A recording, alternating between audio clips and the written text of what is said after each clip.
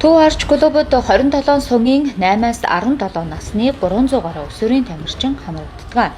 Үүнээс 100 гаруй нь өвөл зундаа нэгдсэн бэлтгэлд гардаг байна. Төв аймгийн Дүн суманд 2026 оны 1 сарын 4-өөс болоод өвлийн нэгдсэн цугларалт авсан байж байна.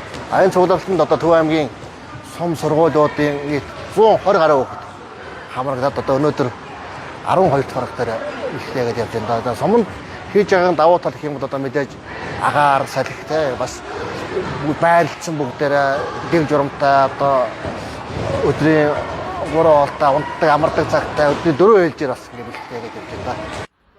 Тамирчид бэлтгэл хийснээр улс болон төв дэлхийн тэмцээнд амжилттай оролцох нөхцөл бүрддэг юм. 2025 онд л гэхэд тус клуб 100 гаруй медаль хүртсэн байна. Хамгийн гол нь хүүхдийн төсвөр төвчээр хатуу жил сайжирч бие бэлдрийн өв тэгш хүмүүжлийг олж авдгаараа онцлогтой.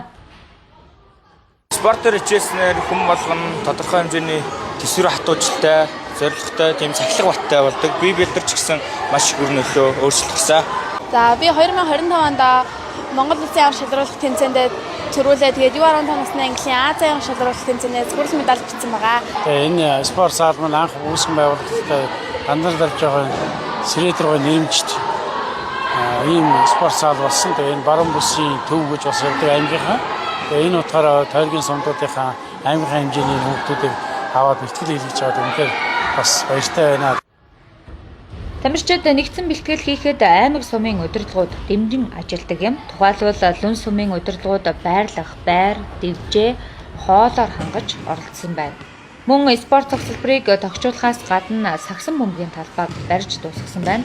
Тамирчид нэгдсэн бэлтгэлээ дуусгаад сум сумдаа улсын аваргын тусгай бэлтгэлдээ орох юм а.